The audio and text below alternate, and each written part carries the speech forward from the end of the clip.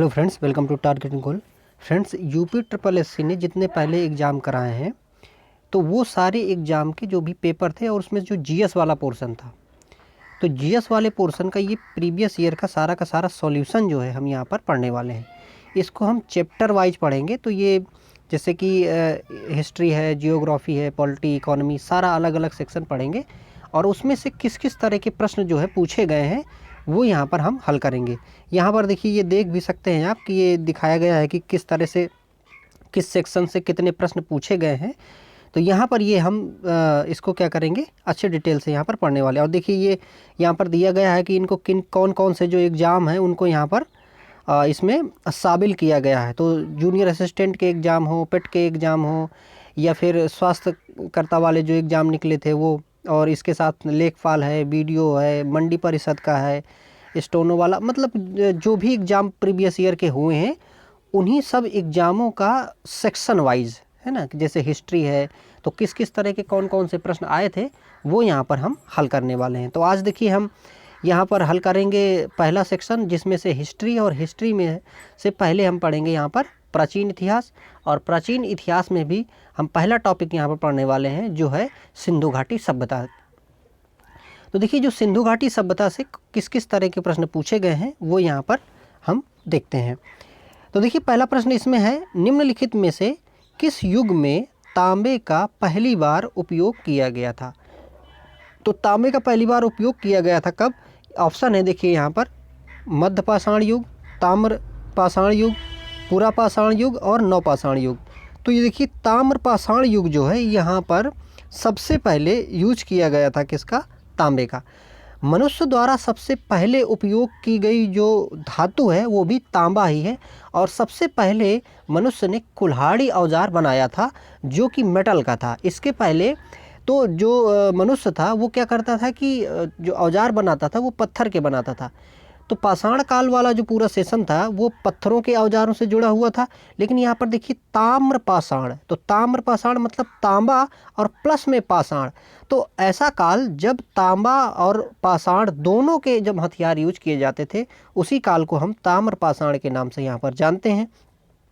और जो ताम्र पाषाण युग है, ये नव पाषाण युग जो आया है उसके बाद में यहाँ पर माना जाता है। और 2000 ईसा पूर्व से लेके 1500 ईसा पूर्व का वो जो टाइम है वहाँ पर ये माना जाता है कि अपने यहाँ पर ये ताम्र पाषाण युग रहा है। अगला देखिए प्रश्न था कि हड़प्पा के एक बंदरगाह का नाम लिखिए। यह बंदरगाह कौन था? ऑप्शन थे देखिए, लोथल, नागपट्टनम, महास्थानगढ़ और सिकंदरिया। तो लोथल जो था, ये लोथल जो स्थान है ये कैसा था फ्रेंड्स? यहाँ पर ये था जहाँ पर बंदरगाह था, एक डॉक यार्ड था। और ये है कहाँ पे? अगर हम लोथल की बात करें तो लोथल फ्रेंड्स गुजरात में है। गुजरात में देखिए क्या है कि ये जो लोथल स्थान है ये भोगवा नदी के किनारे बसा हुआ है। अगर कभी ये पूछे कि गुजरात में स्थित लोथल किस नदी के किनारे है, क्योंकि प्रश्न जो पूछता है अब इसी तरह के पूछता है।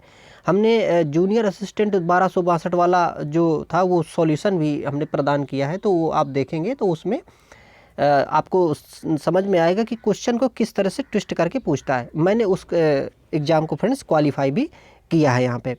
तो देखिए, ये जो बंदरगाह था ये, और इसकी जो खोज है ये 1955 से 60 के बीच में यहाँ पर की गई थी। और रंगनाथ राव इसके खोज करता थे या उत्खनन करता थे।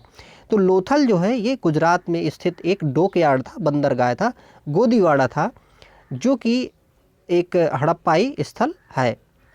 अगला देखिए प्रश्न था, हड़प्पा सभ्यता के दौरान डांसिंग गर्ल यानी कि जो नर्तकी है उसकी कांस्य प्रतिमा बनाने के लिए किस तकनीक का इस्तेमाल किया जाता था, या किस तकनीक का इस्तेमाल किया गया है?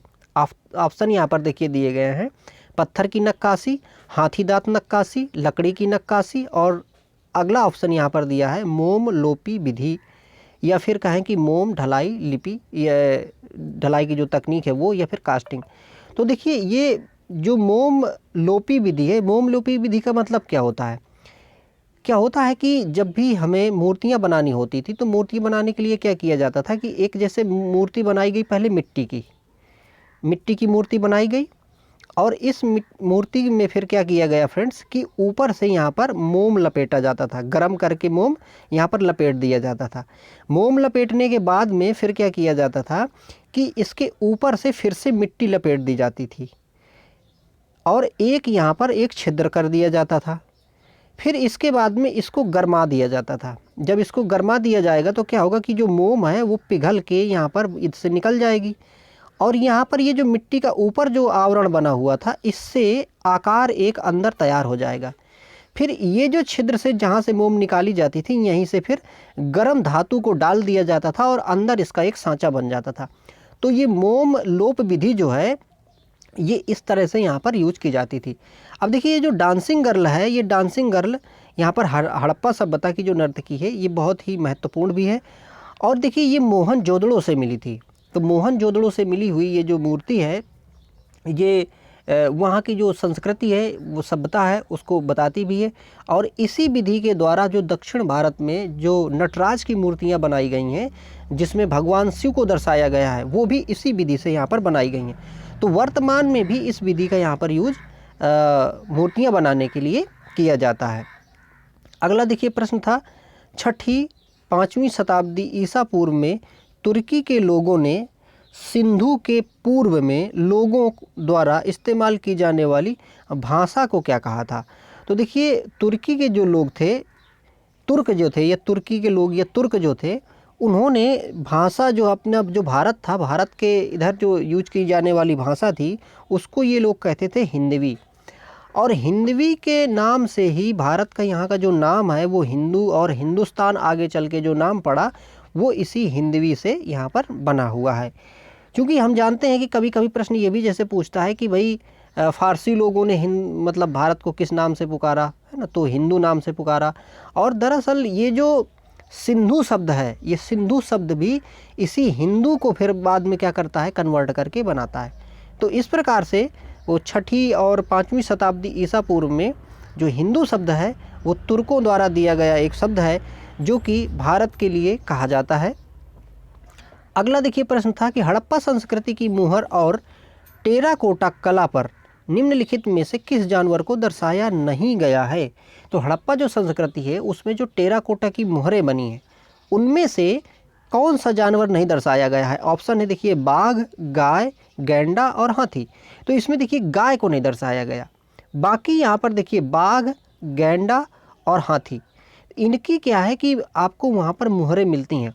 मुहर जो है टेराकोटा की बनाई। टेराकोटा क्या होता है कि जो पकी हुई मिट्टी है इसी को हम टेराकोटा कहते हैं। तो मिट्टी के यहाँ पर इस तरह से सील बनाई जाती थी, मोहर बनाई जाती थी जिनका उपयोग व्यापार के लिए किया जाता था, चिन्हांकन के लिए भी इनका उपयोग किया जाता था। तो यहाँ पर हमें गाय की जो इस प्रकार से जो सील है मोहरें हैं हमें यहाँ पर नहीं मिलती हैं। अगला देखिए और यहाँ पर बताया भी गया है कि जो मोहरें थी देखिए वर्गाकार बनाई जाती थी, कुछ गोल भी होती थी जिसमें से बैल, गैंडा, हाथी और इन मूर्तियों में से या इन मोहरों में से एक जो शिव की मूर्ति वहाँ पर मिलती है तो पशुपतिनाथ भी उसको कहते हैं। तो वो भी मूर्ति काफ़ी यहाँ पर प्रसिद्ध है या फिर कहें वो जो मुहर है वो भी काफ़ी प्रसिद्ध है। अगला देखिए प्रश्न है, हड़प्पा काल का इनमें से कौन सा नगर 3 भागों में विभाजित था? तो हड़प्पा काल का देखिए जो धौलावीरा था, धौलावीरा जो है ये 3 तरफ से या 3 कहें कि 3 स्टेजेज में यहाँ पर ये बना हुआ था। मुख्यतः जो देखिए जो शहर हैं वो 2 तरह के थे यहाँ पर।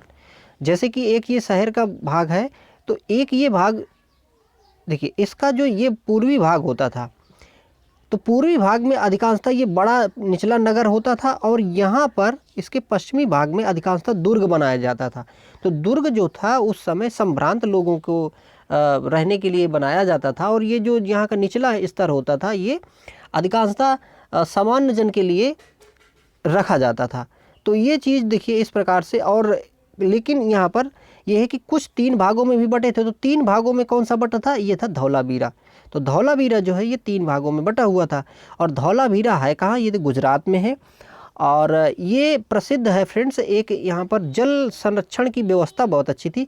तो कभी कभी प्रश्न ये पूछता है कि कौन से स्थान में मतलब जल के स्टोर करने की या कहें कि जल को संरक्षित करने की एक बहुत अच्छी पद्धति हमें नज़र आती है। तो वो कहाँ पे है, ये धौलावीरा में है, यहाँ पर हमें नज़र आती है। और देखिए इसकी जो खोज है फ्रेंड्स, ये जेपी जोशी द्वारा की गई है। तो धौलावीरा की खोज जेपी जोशी द्वारा की गई है। अगला प्रश्न देखिए, निम्नलिखित में से कौन सा सिंधु घाटी की सभ्यता से संबंधित स्थल नहीं है? तो ऑप्शन देखिए यहाँ पर, कालीबंगा, रोपण, पाटलिपुत्र और लोथल। तो इनमें से कौन सा नहीं है? पाटलिपुत्र। पाटलिपुत्र पटना वाला क्षेत्र है, और ये पटना कहाँ, ये बिहार वाला क्षेत्र है। बाकी सिंधु घाटी सभ्यता का जो विस्तार है देखिए, तो वो विस्तार हम ये अगर देखें तो ये इसका जो पूर्वी विस्तार है, तो पूर्वी विस्तार जो यूपी वाला क्षेत्र है, यूपी के मेरठ वाला जो जगह है, यहाँ तक हमें मिलता है। बाकी इसके आगे यहाँ पर नहीं मिलता। बाकी हम जाएं तो जम्मू कश्मीर वहाँ मिल जाएगा, और इधर पाकिस्तान वाला क्षेत्र है, और नीचे जो है हमारा दायमाबाद वाला जो क्षेत्र है, जो कि ये महाराष्ट्र वाले क्षेत्र में है। तो इधर तक इसके जो साक्ष्य हैं ये हमें मिलते हैं। बाकी यहाँ पर जो पाटलिपुत्र है, तो पाटलिपुत्र पटना, ये बिहार वाला क्षेत्र है। और ये जो क्षेत्र है ये मौर्य काल के लिए काफ़ी ज़्यादा प्रसिद्ध था, क्योंकि मौर्यों ने अपनी राजधानी भी यहाँ पर बनाई थी, और इस प्रकार से ये इससे अलग था। अगला देखिए प्रश्न आया था, मोहनजोदड़ो शब्द का अर्थ क्या है? ऑप्शन था पसंदीदा शहर, और दूसरा ऑप्शन था इसमें माउंट ऑफ डेड, तीसरा ऑप्शन था रहने की जगह, और चौथा ऑप्शन एक बाजार क्षेत्र। तो ये मोहनजोदड़ो का शब्द होता है मृतकों का टीला, यानी कि माउंट ऑफ डेड। तो माउंट ऑफ डेड मोहनजोदड़ो जो है इसका ये वो है।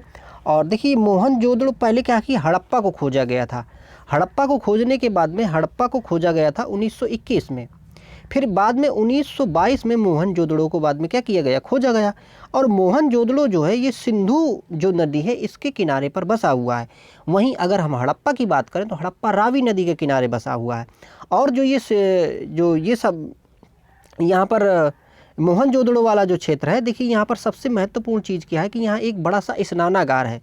स्नानागार जो है वो माना जाता है कि ये जब कोई खास पर्व होता था, तब खास पर्वों में इसका स्नान का उपयोग वहाँ पर, स्नानागार का उपयोग वहाँ पर किया जाता था, और ये काफ़ी भव्य था।